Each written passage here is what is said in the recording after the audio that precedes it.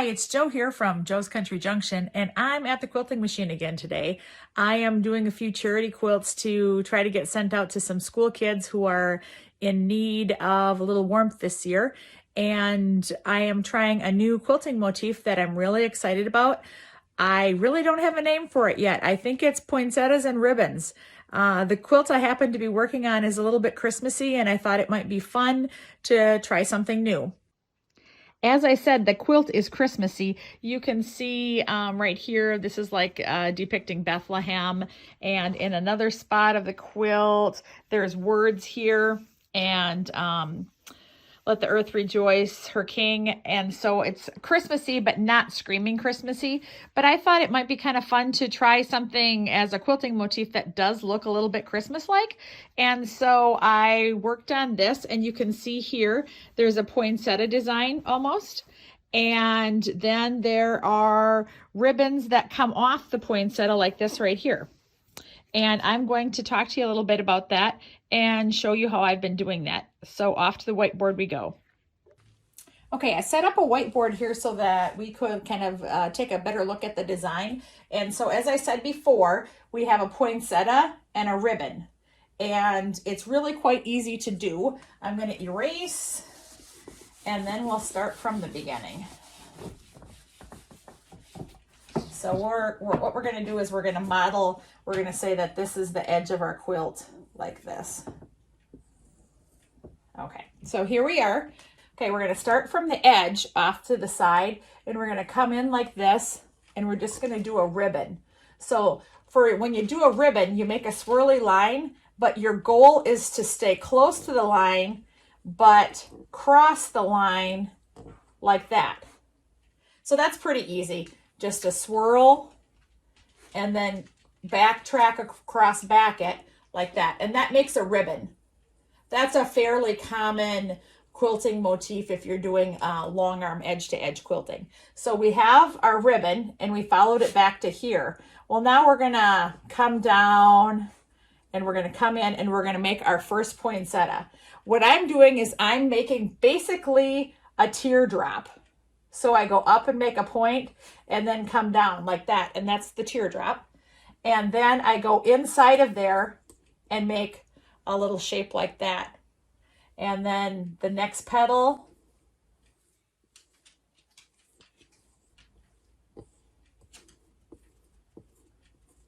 So then I have that. And that's my poinsettia.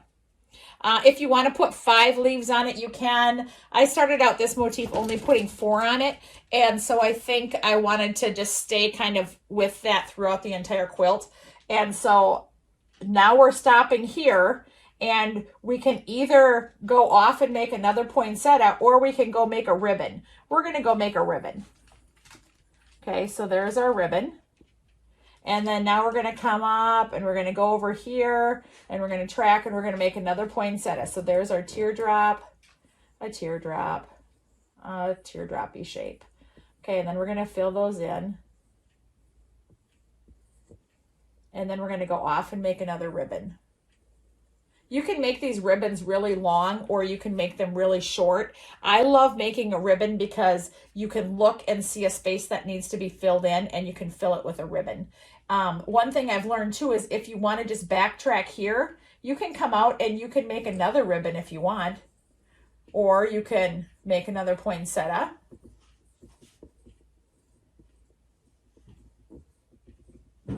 There's really kind of whatever you need to do, because here I'm going to follow this back like a ribbon, and when I get here I'm going to go in and come down. You can do lots of different things, whatever you like, to basically just ribbons and poinsettias. And if you get yourself into trouble and get yourself kind of blocked in, you can always backtrack on this if you want. You can always go through and make another ribbon.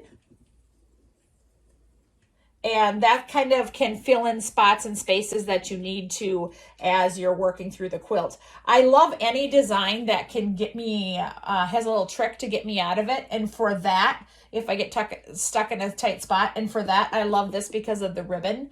And I also love that some of these, like from poinsettia to poinsettia don't have a double, and the ribbons do have a double. So anytime you need to like get back, like if I was here and stuck, I could go back across this line, even though it's technically not a ribbon line, and I could come down here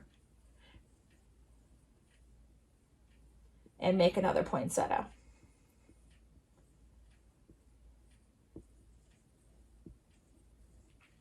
Okay, do you have the hang of that? I think that this is a good one to practice so that you get a little bit of muscle memory. And I am going to erase this one more time. And then I'm just going to take off, and you can just watch me for a second as I make it here. So here we go. We're going to come in. Okay, if you do this and you think that one of your poinsettias are too small, you can always go back out here like this, or you can do the inside. You don't have to necessarily do the same way each time. Whatever happens that you can use to fix your mistakes or whatever is just fine. So we're going to go there with a ribbon, come down here with another ribbon, go up here. We're going to make another poinsettia.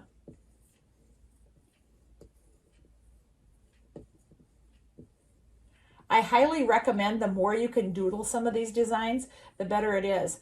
Okay, but now what am I going to do? Look at we have this empty space over here. All I need to do is come back down into the center of that poinsettia again, and then I can go off to here and I can make a poinsettia and I can fill in that space. Okay, now I'm kind of stuck there again because we're going to say that this is the top edge of our quilt. So what are we going to do? We can either just go off here and like that, and then we can come over here and start working, or we could have backtracked on that line there like that.